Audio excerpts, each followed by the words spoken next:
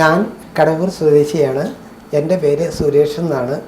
എനിക്ക് വയറിലൊരു മുഴയായതിൻ്റെ പേരിൽ ഞാൻ തൊടുപുഴ ബേബി മെമ്മോറിയൽ ഹോസ്പിറ്റലിലാണ് അഡ്മിറ്റ് ആയത്. അവിടെ വന്നപ്പോൾ ഡോക്ടറുടെ നിർദ്ദേശപ്രകാരം സർജറി വേണ്ടി വന്നു. എന്നെ സർജറി ചെയ്തത് ഡോക്ടർ ബിജോയ് എബ്രഹാം എന്ന സാറാണ്. ആ സാറിൻ്റെ കെയർ എനിക്ക് വളരെയേറെ ഇഷ്ടപ്പെട്ടു. തുടർന്നുള്ള ചികിത്സയ്ക്കും ആ സാറിൻ്റെ അടുത്ത് തന്നെയാണ് സമീപിച്ചത്.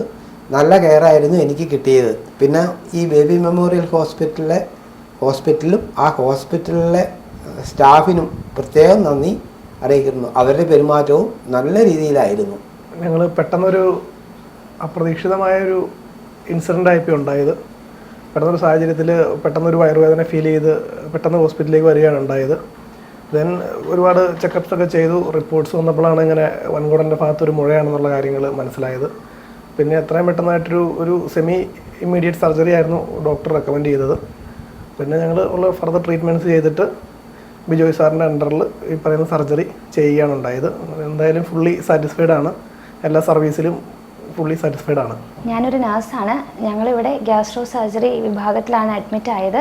അപ്പോൾ സാറിനും അവിടുത്തെ സ്റ്റാഫ്മാർക്ക് ഗ്യാസ്ട്രോ സർജറിയുടെ അണ്ടറിൽ വർക്ക് ചെയ്യുന്ന എല്ലാ നഴ്സുമാർക്കും ഒരുപാട് താങ്ക് യു.